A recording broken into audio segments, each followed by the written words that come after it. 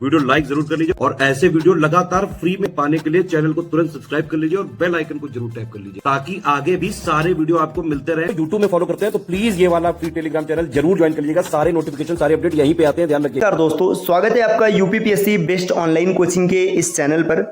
इस वीडियो में हम लोग बायोलॉजी के कुछ महत्वपूर्ण प्रश्नों का डिस्कशन वन लाइनर के फॉर्मेट में करेंगे। ये सभी प्रश्न विगत वर्षों के पेपर में पूछे गए। तो आप किसी भी प्रकार के प्रतियोगी परीक्षा की तैयारी कर रहे हैं, क्लास आपके लिए अत्यंत महत्वपूर्ण है। आप वीडियो को पूरा अंत तक जरूर देखिएगा। यहाँ पर प्रश्न दिया और इधर इसका उत्तर दिया। प्रश्न कुछ इस प्रकार है, लाइकेन जो एक नग्न चट्टान पर भी पारिस्थितिकी अनुक्रम को प्रारंभ करने में सक्षम है, वास्तव में किनके सहजीवी साहचर्य है। लाइकेन किसके किसके मिलने से बना होता है? तो लाइकेन बना होता है शैवाल और कवक के मिलने से। लाइकेन को हिंदी में सहवाग का नाम भी दिया जाता है। तो ऐसा क्वेश्चन भी कभी बन सकते हैं कि सहवाग किसका साहचर्य होता है। अगला प्रश्न दिया, चट्टानी स्तरों पर लाइकेन का विकास होता है तो उसे क्या कहते हैं? उसे सैक्सिकोल्स कहा जाता है, याद रखिएगा। लिटमस अम्ल क्षार सूचक प्राप्त होता है लाइकेन से। लिटमस प्राप्त किया जाता है लाइकेन से। प्रदूषक संकेतक पौधा कौन है? लाइकेन प्रदूषक संकेतक भी होता है। आयोडीन किससे प्राप्त होती है? तो आयोडीन लैमिनेरिया नाम के जीव से प्राप्त होता है। ये एक तरीके का शैवाल होता है। शैवाल विज्ञान किसका अध्ययन है? नाम से पता चल रहा है शैवाल विज्ञान शैवाल का अध्ययन होगा। इसको अंग्रेजी में एल्गोलॉजी कहा जाता है। तो ये शैवाल का अध्ययन है। स्वपोषित होते हैं शैवाल, स्वपोषी होते हैं अर्थात इनमें स्वपोषण होता है, प्रकाश संश्लेषण के द्वारा अपने भोजन का स्वयं निर्माण करते हैं। सामान्यतः पॉन्ड सिल्क किसे कहा जाता है? तो पॉन्ड सिल्क नाम होता है स्पाइरोगाइरा का। स्पाइरोगाइरा को पॉन्ड सिल्क भी कहते हैं। शैवाल के फलने का क्या कारण होता है? सुपोषण। सुपोषण के कारण शैवाल में फलन होता है। आगे दिया हुआ है प्रमुख चरण युग्मकोद्भिद होता है। देखिए किसमें प्रमुख चरण युग्मकोद्भिद होता है? तो वहां पर प्रश्न में विकल्प रहा होगा, इसका सही उत्तर होगा ब्रायोफाइटा। अगर आप यूपीपीसीएस एग्जाम की complete preparation to the point topic wise करना चाहते हैं तो टीम के पेड कोर्सेज से जुड़ सकते हैं, जिनके लिए आप इन दिए गए नंबर पर कॉल या व्हाट्सएप करके प्रक्रिया समझ सकते हैं। ये ज्ञान सर का व्हाट्सएप नंबर है, आप यहाँ से व्हाट्सएप के माध्यम से भी जानकारी प्राप्त कर सकते हैं। पॉइंट दिया, घटपरडी के भागों में कौन सा एक घट के रूप में रूपांतरित होता है? इसका पत्ता। तो घटपरडी के पौधे में पत्ता घट के रूप में विकसित होता है। पादप ऊपर चढ़ते हैं प्रतान के द्वारा। फूलों का अध्ययन एंथोलॉजी कहलाता है। जीवन चक्र की दृष्टि से पौधे का सबसे महत्वपूर्ण अंग होता है पुष्प। देखिए पुष्प को पौधों का लैंगिक जननांग भी कहा जाता है, याद रखिएगा। उभयलिंगी फूलों से संबंधित है, उनमें पुंकेसर और अंडप दोनों होते हैं। फूल गोभी के पौधों का उपयोगी भाग कौन सा है? ताजा पुष्प समूह, अर्थात फूल गोभी में जिसका हम उपयोग करते हैं वो क्या होता है? वो पुष्प समूह होता है। सबसे छोटा फूलों वाला पौधा कौन सा है? ओल्फिया। तो ये याद रखिएगा सबसे छोटा फूल कौन सा है? ओल्फिया।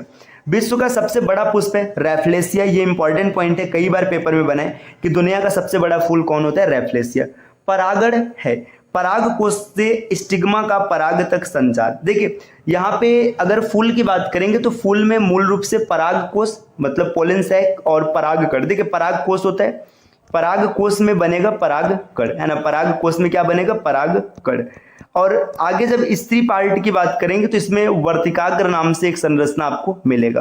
तो जब कभी भी पराग कण पराग कोश से निकलकर वर्तिकाग्र तक पहुंच जाता है, इसी को परागण कहते हैं। हवा के परागण को क्या कहते हैं? एनिमोफिली कहा जाता है। जब वायु के माध्यम से परागण होता है एनिमोफिली। अगला पॉइंट है, पक्षियों द्वारा की जाने वाली परागण की प्रक्रिया को के नाम से जाना जाता है आर्निथोफिली। जो पक्षियों के द्वारा परागण होता है उसे आर्निथोफिली कहते हैं। आभासी फल का उदाहरण है सेब। सेब एक आभासी फल होता है। फलों का वह प्रकार जिसमें लीची को रखा जाता है नट। लीची को नट कहते हैं। टमाटर क्या है? टमाटर एक फल होता है।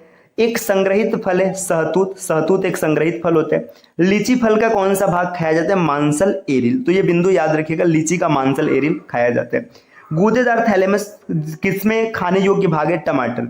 तो टमाटर में खाने योग्य भाग क्या होता है? गूंदेदार थैलेमस। पुष्पी पादपों के बीज किससे निर्दिष्ट होते हैं? बीज पत्र।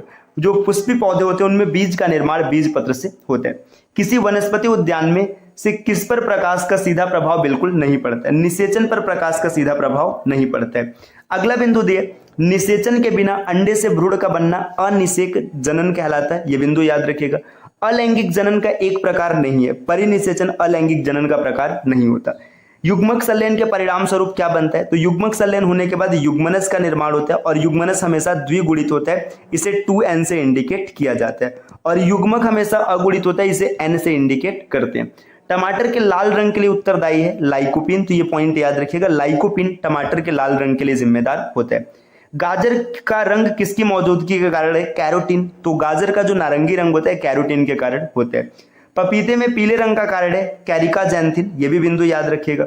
मिर्च की तीक्ष्णता का कारण है कैप्सिन की उपस्थिति, जो कैप्सेइसिन होता है इसकी उपस्थिति के कारण मिर्च तीखा होता है। सिनकोना का कौन सा भाग औषधि देता है? सिनकोना का छाल औषधि देता है। कौन सा कारक बीजों के प्रकीर्णन द्वारा पादपों के प्रवर्धन में योगदान नहीं करता है? कवक।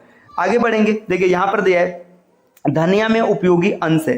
तो धनिया में कौन सा ऐसा भाग है जिसका उपयोग किया जाता है? तो धनिया के पत्ते और सूखे फल। बहुत ही कॉमन सा क्वेश्चन है, आप दैनिक जीवन में देख सकते हैं। इस पेड़ की छाल मसाले के रूप में प्रयोग की जाती है। तो दालचीनी, दालचीनी की छाल जो होती है मसाला बनता है उससे। केसर मसाला बनाने के लिए पौधे का कौन सा भाग उपयोग में लाया जाता है? वर्तिकाग्र। तो केसर जो हम लोग यूज करते हैं वर्तिकाग्र होता है। कौन सा पादप रेशा तने से प्राप्त होता है? सनई। मतलब जो ऐसा जो पादप है जिससे रेशा प्राप्त होता है तो सनई से रेशा प्राप्त होता है। वह रेशा जो पौधों के तने का उत्पाद नहीं है, कपास है ना। कपास एक ऐसा रेशा है जो तने से प्राप्त नहीं होता है। लौंग किससे प्राप्त होता है? फूलों की कली से। अफीम प्राप्त किया जाता है बिना पके फल के, लैटेक्स से। क्रिकेट के बल्ले बनाने के लिए किस लकड़ी का उपयोग किया जाता है? इंपॉर्टेंट पॉइंट है, याद रखिएगा, सैलिक्स परप्यूरिया। सैलिक्स परप्यूरिया नाम की लकड़ी से क्रिकेट के बैट बनाए जाते हैं। संवहनी पौधों में पानी ऊपर किससे जाता है? तो जाइलम। देखिए जाइलम के द्वारा जल का संचरण होता है और फ्लोएम के द्वारा भोजन का संचरण होता है। जाइलम को हिंदी में दारू कहते हैं, याद रखिएगा, कई बार मिल सकता है। और फ्लोएम को पोषवाह कहा जाता है। फ्लोएम के माध्यम से भोजन का ट्रांसफर होता है। आगे दिए पौधों में जाइलम की उपस्थिति से क्या होता है? देखिए यहाँ पे सीधा सीधा दिया गया जल का वहन। पौधों में फ्लोएम मुख्यतः उत्तरदायी होता है आहार वहन के लिए, पीछे हम लोगों ने डिस्कस किया। पौधों की वर्षों में आयु का पता लगाने हेतु कौन सी तकनीकी का प्रयोग किया जाता है? पेड़ के छल्लों की संख्या की गणना के आधार पर। देखिए जो पेड़ के छल्ले होते हैं उन्हें वार्षिक वलय कहते हैं। वार्षिक वलय के आधार पर आयु की गणना की जाती है। वाणिज्यिक मूल वाला कारक किससे प्राप्त होता है? क्वेकर से वाणिज्यिक मूल वाला कारक प्राप्त होते हैं। पत्तों का हरा रंग किसकी उपस्थिति के कारण होता है? क्लोरोफिल के कारण। मैग्नीशियम किसकी संगठक धातु है? क्लोरोफिल में मैग्नीशियम होता है। पौधों में क्लोरोफिल बनाने के लिए कौन सा तत्व सहायक होता है? तो देखिए यहाँ पे आप मैग्नीशियम यहाँ पर देखें, वही चीज यहाँ पर रखा गया। आगे दिए हरे रंग का पदार्थ जो पौधों में प्रकाश संश्लेषण करता है वह कहलाता है क्लोरोफिल। नेक्स्ट देखिए यहाँ पे दोस्तों कुछ इन्फॉर्मेशन दिया गया है टीम के पेड कोर्सेज के बारे में। अगर आप टीम के पेड कोर्सेज से जुड़ना चाहते हैं पीसीएस के कंप्लीट प्रिपरेशन के लिए, तो इन दिए गए नंबर पर कॉल या व्हाट्सएप करके आप टीम के पेड कोर्स से जुड़ने की प्रक्रिया समझ सकते हैं।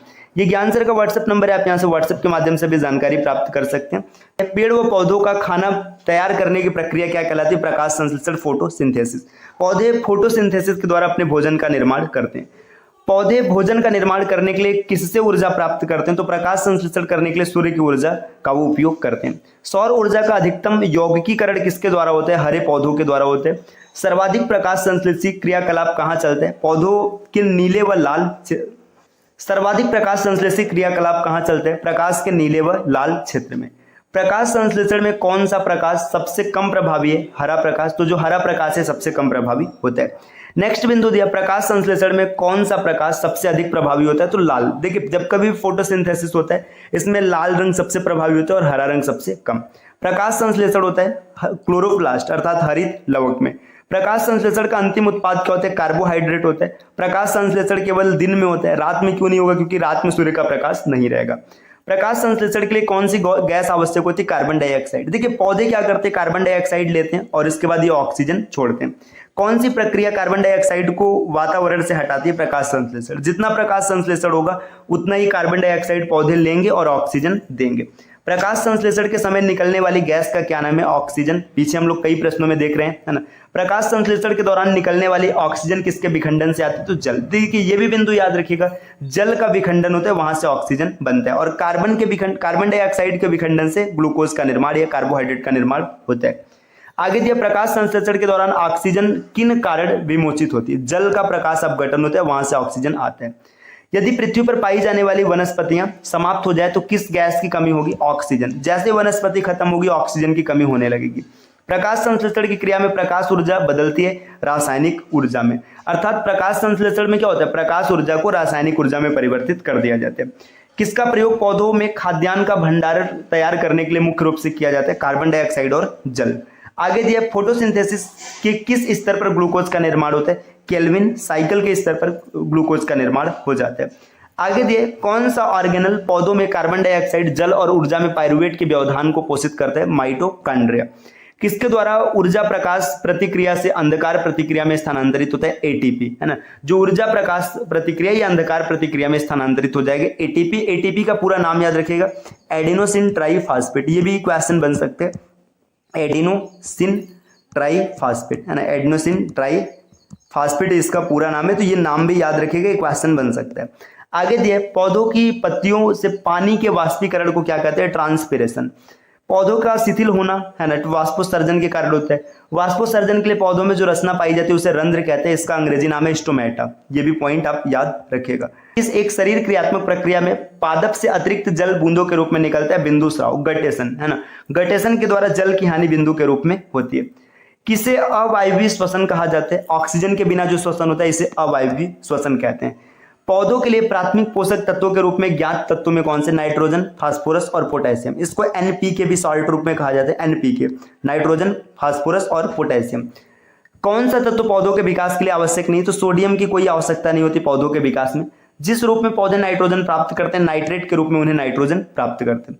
कौन सी फसल मृदा को नाइट्रोजन से भरपूर कर देती है? मटर। देखिए जितनी भी दलहन फसलें होती हैं ये मृदा को नाइट्रोजन से भरपूर कर देती हैं। कौन से पौधे में नाइट्रोजन स्थायीकरण की क्षमता होती है? चना एवं अन्य दलहन।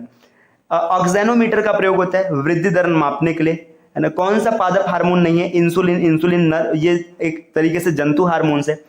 कौन सा पौधों का हार्मोन नहीं है? कैल्शियम। आगे दिए, कौन सा पादप हार्मोन से? साइटोकाइनिन, है ना। देखिए पादप हार्मोन 5 तरीके के होते हैं, ऑक्सिन, जिब्रेलिन, साइटोकाइनिन, है ना। इसके बाद एंडोल एसिटिक अम्ल और इथाइलिन, ये 5 पादप हार्मोन्स होते हैं, इनका नाम याद रखिएगा। कौन सा एक रसायन सामान्यतः किसानों द्वारा खरपतवार नाशक के रूप में प्रयुक्त किया जाता है? 2,4-D, है ना। 2,4-D का यूज किया जाता है खरपतवार नाशक के रूप में। अगला दिया, बौने पौधों को किसके अनुप्रयोग से लंबा किया जाता है? साइटोकाइनिन। साइटोकाइनिन एक ऐसा हार्मोन है जो पौधों की लंबाई बढ़ाने में सहायता करता है। रसायनों का एक समूह जो कोशिका विभाजन और पौधों के गठन को प्रभावित करता है, साइटोकाइनिन। देखिए जो छोटा पौधा है जब कोशिका विभाजन होगा तभी तो बड़ा होगा। कौन सा एक प्राकृतिक फल पकाने के लिए? तो एथिलीन का यूज किया जाता है फल पकाने के लिए। आगे दिया हुआ है, पादप वर्धन नियंत्रक भिन्न रासायनिक संरचनाओं से छोटे साधारण अणु होते हैं। देखिए एंडोल, यौगिक या एडेनिन व्युत्पन्न, कैरोटीनाइड, टर्पिन, ये सब है। गन्ने का लाल संडाट किसके कारण बनता है? कोलेटोट्राइकम फैलिकेटम के कारण। पौधे का आर्द्र पतन रोग किसके कारण होता है? तो देखिए ये होता है पीईएम डिबेरिएनम के द्वारा। आगे दिया है, करनाल बंट एक बीमारी है गेहूं की। पौधों में व्हाइट बड रोग किसकी कमी से होता है? जिंक की कमी से होता है। धान का खैरा रोग जिंक की कमी से होता है। कौन से जीवाणु से पौधों में किरीट पेटिका रोग हो जाता है? तो एग्रोबैक्टीरियम ट्यूम्फेनियंसिस, ये नाम याद रखिएगा दोस्तों। और आगे बढ़ेंगे, देखिए यहां पर दिया, इकोलॉजी शब्द का प्रयोग सबसे पहले अर्नेस्ट हेकल ने किया था। जीवों एवं पर्यावरण के बीच की अन्योन्य क्रिया के विज्ञान विश्लेषण अध्ययन को पारिस्थितिकी कहते हैं। आगे दिए, आसपास के वातावरण में पशुओं और पौधों के संबंध के अध्ययन को पारिस्थितिक विज्ञान कहते हैं। पारिस्थितिकी जीव और वातावरण के बीच के संबंधों का अध्ययन है। पारिस्थितिक तंत्र की संकल्पना सबसे पहले टांसले ने प्रस्तुत किया था। और आगे बढ़ते हैं दोस्तों, यहां पर दिया हुआ है कौन सा पारितंत्र शब्द का सर्वोच्च वर्णन है? जीवों का समुदाय और साथ ही पर्यावरण जिसमें वे रहते हैं। कौन पारिस्थितिक तंत्र के विषय में सही नहीं है? ये एक बंद तंत्र में होता है तो ये गलत हो जाएगा। पारिस्थितिक तंत्र के 2 घटक कौन से? जैविक और अजैविक। फ्लोरा और फाना का अर्थ है पौधे और पशु। तो स्तनधारी कौन सा है? तो विशालतम स्तनधारी ब्लू व्हेल है। कौन से नियत तापी प्राणी? देखिए नियत तापी प्राणियों का एक समूह होता है तो इसमें कई जीव आएंगे। अब ये क्वेश्चन जिस पेपर में बना होगा तो वहां पे ब्लू व्हेल विकल्प रहा होगा। कौन सा जानवर सबसे बड़े बच्चे को जन्म देता है? Blue whale. विश्व में सबसे तेज जमीनी जानवर कौन सा है? चीता। मतलब सबसे तेज भागने वाला जो जंतु है ये चीता है। नियत तापी प्राणी कौन सा है? चमगादड़। डॉल्फिन वर्गीकृत किए गए स्तनी में। स्तनी का मतलब मैमल्स। आगे, भारत का राष्ट्रीय जलीय जंतु कौन है? गंगे डॉल्फिन। पृथ्वी पर सबसे अधिक बुद्धिमान स्तनधारी है तो यह है डॉल्फिन। नेक्स्ट दिया, कौन सा पहला सफल क्लोन जंतु था? तो सबसे पहला जो क्लोन बनाया गया था ये भेड़ का बनाया गया था। इस बिंदु को जरूर याद रखिएगा। साइबेरियाई आइबेक्स क्या है? बड़ी और भारी बकरियां। तो देखिए साइबेरियाई आइबेक्स याद रखिएगा, बकरियां की प्रजाति है, बड़ी होती हैं, है ना। कौन एक सबसे बड़ा बंदर है? गोरिल्ला सबसे बड़ा बंदर होता है। मानव सदृश लघुतम कपी है, जो मानव के जैसा दिखने वाला सबसे छोटा कपी है, ये गिब्बन है। कौन सा विकल्प मार्सुपियल्स का उदाहरण है? तो कंगारू। कंगारू मार्सुपियल्स होते हैं। और आगे बढ़ेंगे, देखिए यहां पर क्या डेटा दिया गया। मनुष्यों के वैज्ञानिक नाम होमो सैपियंस का अर्थ है लार्ज ब्रेन्ड होमिनिड ये इसका अर्थ होता है। जो होमोसैपियंस है, होमोसैपियंस का अर्थ ये होता है। होमोसैपियंस के रूप में वर्गीकृत किए जाने वाले प्रारंभिक होमिनाइड्स थे क्रो-मैग्नन। तो जो होमिनाइड्स थे क्रो-मैग्नन थे। कौन सा हिस्सा मानव त्वचा की सबसे बाहरी परत होता है? तो एपिडर्मिस, जो सबसे बाहर से दिखाई देता है। मानव शरीर में त्वचा की सबसे ऊपरी खुली परत को बाह्य त्वचा कहते हैं। मांसपेशी को हड्डी से जोड़ने वाले ऊतक को टेंडन कहा जाता है। ब्लड एक प्रकार का टिश्यू होता है, मतलब ऊतक है, संयोजी ऊतक है। कौन सा संयोजी ऊतक नहीं? तो कंकाल पेशी। लसिका इसमें उपस्थित होता है, जो संवहन ऊतक, संवहन ऊतक में लसिका पाया जाता है। रक्तोत्पत्ति कहाँ होती है? अस्थि मज्जा, जो बोन मैरो कहते हैं। बोन मैरो को हिंदी में अस्थि मज्जा कहते हैं। तो बोन मैरो में ही ब्लड का निर्माण होता है, इसे याद रखिएगा। और आगे दिए, सामान्य वयस्क व्यक्ति में कुल कितना रक्त होता है? तो 5 से 6 लीटर। रक्त का पीएच कितना होता है? 7.4। अगर रक्त का पीएच 7.4 है तो रक्त कैसा होगा? ये क्षारीय होगा। अगर 7.4 से कम होता तो अम्लीय होता। एक वयस्क पुरुष के लिए सामान्य हीमोग्लोबिन मात्रा प्रति 100 ml रक्त में कितनी होती है? 14.5 ग्राम। मतलब एक सामान्य व्यक्ति है, अगर उसके 100 ml ब्लड को देखेंगे तो उसमें हीमोग्लोबिन की मात्रा कितनी होनी चाहिए? 14.5 ग्राम। प्लाज्मा, जो कि रक्त का एक घटक है, ये क्या होता है? एक द्रव होता है। प्लाज्मा में 90% के आसपास जल होता है। दोस्तों, अगर आप पीसीएस की कंप्लीट प्रिपरेशन करना चाहते हैं तो आप टीम के पेड कोर्सेज से जुड़ सकते हैं, जिसके लिए आपको इन दिए गए नंबर पर कॉल या व्हाट्सएप करके जानकारी प्राप्त करना है। इसके अतिरिक्त ज्ञान सर का व्हाट्सएप नंबर है, आप यहाँ से व्हाट्सएप के माध्यम से भी जानकारी प्राप्त कर सकते हैं। और दिया वह आयन जो रुधिर प्लाज्मा में उपस्थित नहीं होता है, तो कॉपर आयन रुधिर प्लाज्मा में नहीं पाया जाता। अब देखिए यहाँ पर जब जो क्वेश्चन बना होगा पेपर में तो 4 विकल्प होंगे, तो उसमें से जो आंसर है उसी को रखा गया। आरबीसी मतलब रेड ब्लड कार्पसेल्स, जिसको हिंदी में लाल रक्त कोशिका कहते हैं, का निर्माण हमारे शरीर के किस भाग में होता है? तो अस्थि मज्जा। देखिए, जब रक्त का निर्माण बोन मैरो में होता है तो आरबीसी भी बोन मैरो में बनेगा। मनुष्य की लाल रक्त कोशिकाओं का औसत जीवन काल कितने दिन होता है? 120 दिन। मतलब आरबीसी का जीवन 120 दिनों तक होता है। किसको आरबीसी का कब्रिस्तान कहते हैं? तो प्लीहा को स्प्लिन भी कहते हैं। तो स्प्लिन को आरबीसी का कब्रिस्तान भी कहा जाता है। श्वेत रक्त कणिकाएं डब्ल्यूबीसी इसका नाम है, कितने प्रकार की होती है? तो डब्ल्यूबीसी 5 प्रकार की होती है। देखिए, 5 प्रकार में इसका बंटवारा सबसे पहले ऐसे 2 पार्ट्स में किया गया है, ग्रैन्युलोसाइट्स और एग्रैन्युलोसाइट्स। फिर यहाँ पर एक में 3 होता है, एक में 2 होता है। Basophils, eosinophils, neutrophils, monocytes and lymphocytes, ये 5 टाइप होते हैं। आगे दिया गया, रक्त में श्वेत कणों का मुख्य प्रयोजन क्या होता है? संक्रमण से संघर्ष करना इसका मुख्य काम है। रक्त में सफेद रक्त कण क्या है? शरीर को संक्रमण से बचाता है, मतलब ये शरीर को संक्रमण से बचाने के लिए कार्य करता है। डब्ल्यूबीसी का मुख्य कार्य है रोग प्रतिरोधक क्षमता धारण करना। देखिए, यही प्रश्न घुमा फिरा करके पूछा गया। शरीर में श्वेत रक्त कणिकाओं का मुख्य कार्य है रोग के विरुद्ध शरीर का रक्षा करना। एंटीबॉडीज का निर्माण होता है लिम्फोसाइट्स में, ये पॉइंट याद रखिएगा। रक्त का रंग किसकी उपस्थिति के कारण होता है? हीमोग्लोबिन। जो रक्त लाल रंग का दिखाई देता है, ये किसके कारण होता है? हीमोग्लोबिन के कारण। हीमोग्लोबिन में कौन सी धातु मौजूद होती है? तो आयरन। जो लोहा है ये हीमोग्लोबिन में पाया जाता है। मानव शरीर में हीमोग्लोबिन का कार्य ऑक्सीजन की सप्लाई, मतलब जो ऑक्सीजन का परिवहन होता है उसे पूरा करना। अगर हीमोग्लोबिन कम हो जाएगा तो ऑक्सीजन की सप्लाई कम हो जाएगी, जिससे दिन भर थकान महसूस होगा।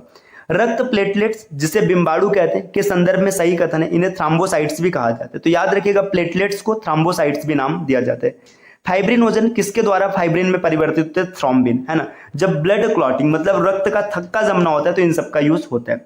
न्यूट्रोफिल्स और लिम्फोसाइट्स का उद्गम होता है बोन मैरो में। देखिए, ब्लड अगर बोन मैरो में बन रहा है तो ब्लड के जितने कंपोनेंट है सबका निर्माण बोन मैरो में होगा।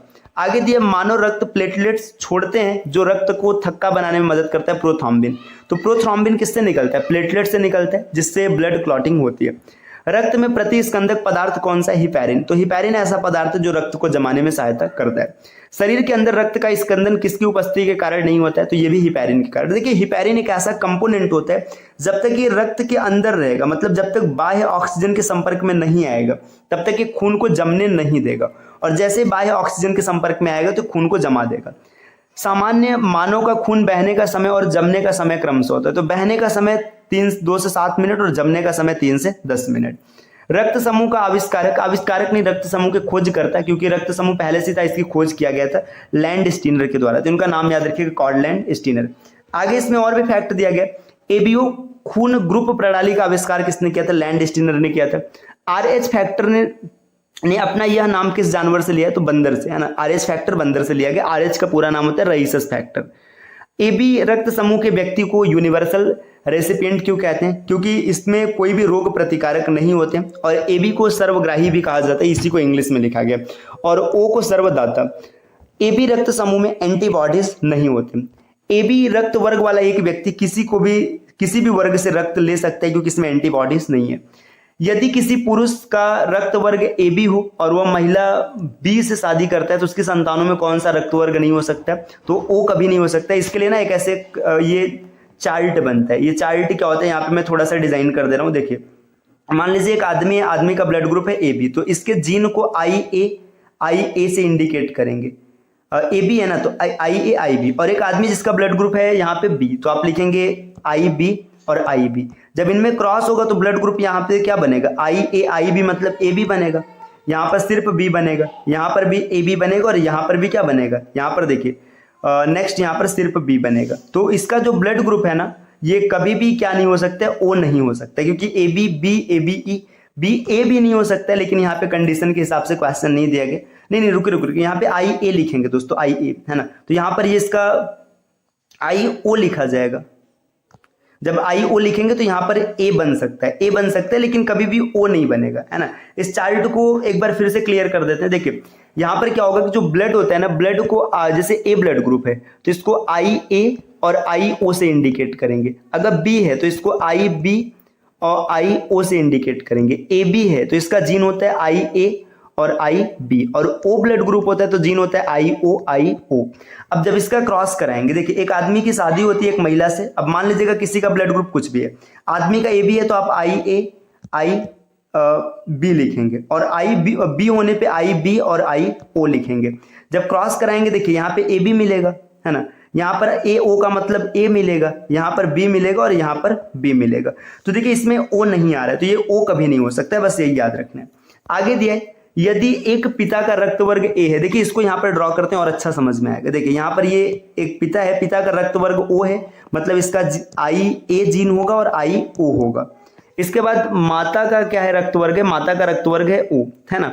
तो यहाँ पर देखिए इसका रक्त वर्ग है ओ, आई ओ। तो कौन सा वर्ग हो सकता है? तो देखिए सीधी सी बात है, ए हो जाएगा, ए ओ का मतलब ये हो जाएगा, यहाँ पर भी ए हो जाएगा, यहाँ पर ओ हो जाएगा और यहाँ पर भी ओ हो जाएगा। तो रक्त वर्ग ए भी हो सकता है, ओ भी हो सकता है। यहाँ पर ओ दिया है तो ओ इसका सही हो जाएगा।